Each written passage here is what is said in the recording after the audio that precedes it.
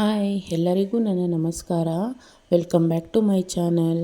So ಬನ್ನಿ ಇವತ್ತು ಪಾಲಕ್ ಸೊಪ್ಪು ಮತ್ತು ಹಸಿ ಅವರೆಕಾಳನ್ನು ಉಪಯೋಗಿಸ್ಕೊಂಡು ಹುಳಿ ಮಾಡೋದು ಹೇಗೆ ಅಂತ ತಿಳ್ಕೊಳ್ಳೋಣ, ಅಥವಾ ಪಾಲಕ್ ಸೊಪ್ಪು ಅವರೆಕಾಳಿನ ಸಾಂಬಾರು ಮಾಡೋದು ಹೇಗೆ ಅಂತ ತಿಳ್ಕೊಳ್ಳೋಣ. ಮೊದಲನೇದಾಗಿ ನಾನಿಲ್ಲಿ ಪಾಲಕ್ ಸೊಪ್ಪು ಮೆಂತ್ಯ ಸೊಪ್ಪನ್ನು ತೆಗೆದುಕೊಂಡಿದ್ದೀನಿ. ಹಾಗೆ ಬದನೆಕಾಯಿ ಒಂದು 3, ಅವರೆಕಾಳು, ನಂತರ ತೆಂಗಿನ ತುರಿ ಒಂದು 3 ಟೊಮ್ಯಾಟೊ, ಜೀರಿಗೆ, ಹುಣಸೆ ಹಣ್ಣು, ಸಾಂಬಾರು ಪುಡಿ ಹಾಗೂ ಖಾರದ ಪುಡಿ ಒಂದು 4 ಸಾಂಬಾರು ಈರುಳ್ಳಿಯನ್ನು ತೆಗೆದುಕೊಂಡಿದ್ದೀನಿ. ಆಮೇಲೆ ಒಗ್ಗರಣೆಗೆ ಕರ್ಬೇವಿನ ಸೊಪ್ಪು, ಈರುಳ್ಳಿ, ಬೆಳ್ಳುಳ್ಳಿಯನ್ನು ಕೂಡ ತೆಗೆದುಕೊಂಡು ಮಾಡೋ ವಿಧಾನ ಹೇಗೆ ಅಂತ ನೋಡೋಣ ಬನ್ನಿ. ಮೊದಲನೇದಾಗಿ ನಾನು ಸ್ಟವನ್ನು ಅಂಟಿಸ್ಕೊತಾ ಇದ್ದೀನಿ ಇಲ್ಲಿ. ಸೊ ಸ್ಟವ್ ಹಚ್ಚಿದ ನಂತರ ನಾನು ಈರುಳ್ಳಿ ತೆಗೆದಿಟ್ಕೊಂಡಿದ್ನಲ್ಲ, ಆ ಈರುಳ್ಳಿಯನ್ನು ಸುಟ್ಕೊತಾ ಇದ್ದೀನಿ ನಾನು. ಸೊ ಎಲ್ಲ ಈರುಳ್ಳಿಗಳನ್ನು ಕೂಡ ಸುಟ್ಕೊತಾ ಇದ್ದೀನಿ. ನಂತರ ಬೆಳ್ಳುಳ್ಳಿಯನ್ನು ಕೂಡ ಸುಟ್ಕೋಬೇಕಾಗತ್ತೆ. ಸೊ ನಾನಿಲ್ಲಿ ಸಾಂಬಾರು ಈರುಳ್ಳಿಯನ್ನು ಯೂಸ್ ಮಾಡಿದ್ದೀನಿ. ಸಾಂಬಾರು ಈರುಳ್ಳಿ ಇಲ್ಲ ಅಂದರೆ ದಪ್ಪ ಈರುಳ್ಳಿಯನ್ನೇ ಉಪಯೋಗಿಸ್ಕೋಬೋದು ನೀವು.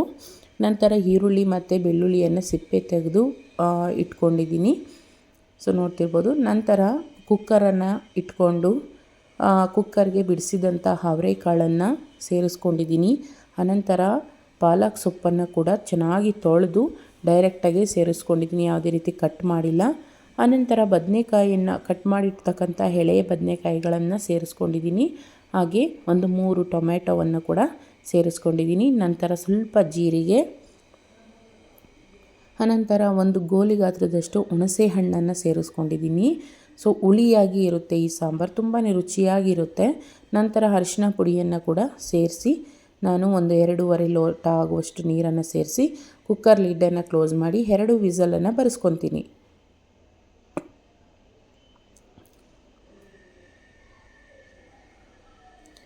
ಸ್ಟವ್ನ ಹಚ್ಕೊಂಡು 2 ವಿಸಲ್ ಬರೆಸ್ಕೊತೀನಿ.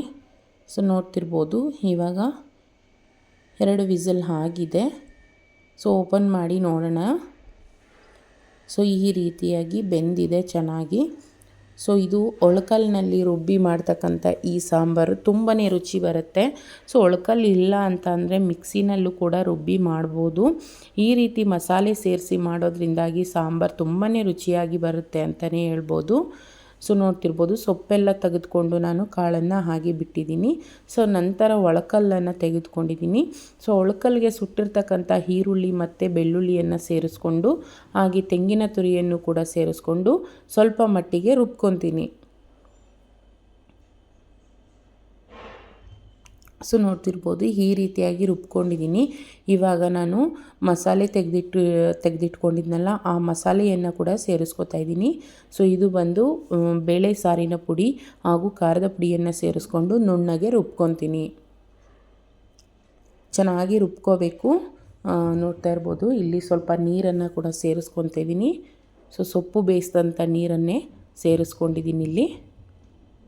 ಸೊ ನಂತರ ರುಬ್ಕೋಬೇಕಾಗತ್ತೆ ಇದು ಚೆನ್ನಾಗಿ. ಸೊ ನೋಡ್ತಿರ್ಬೋದು ಆಗಿದೆ.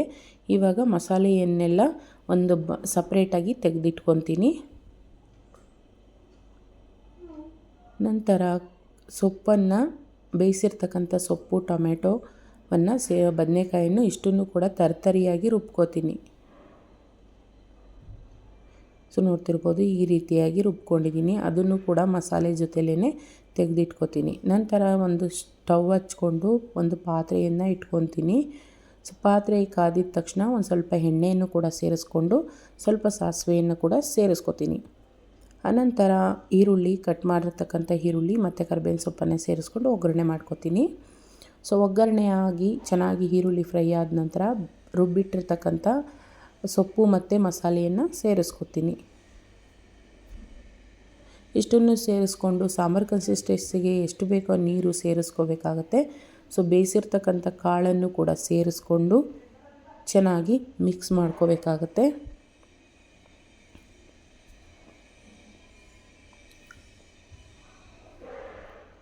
ನಂತರ ರುಚಿಗೆ ತಕ್ಕಷ್ಟು ಉಪ್ಪನ್ನು ಕೂಡ ಸೇರಿಸ್ಕೋಬೇಕಾಗತ್ತೆ. ಚೆನ್ನಾಗಿ ಉಪ್ಪನ್ನು ಸೇರಿಸ್ಕೊಂಡು ಚೆನ್ನಾಗಿ ಕುದಿಯೋಕ್ಕೆ ಬಿಡೋಣ. ಚೆನ್ನಾಗಿ ಮಿಕ್ಸ್ ಮಾಡಿಕೊಂಡು ಚೆನ್ನಾಗಿ ಕುದಿಬೇಕಿದು ಚೆನ್ನಾಗಿ. ಸೊ ನೋಡ್ತಿರ್ಬೋದು, ಕುದೀತಾ ಇದೆ ಇವಾಗ.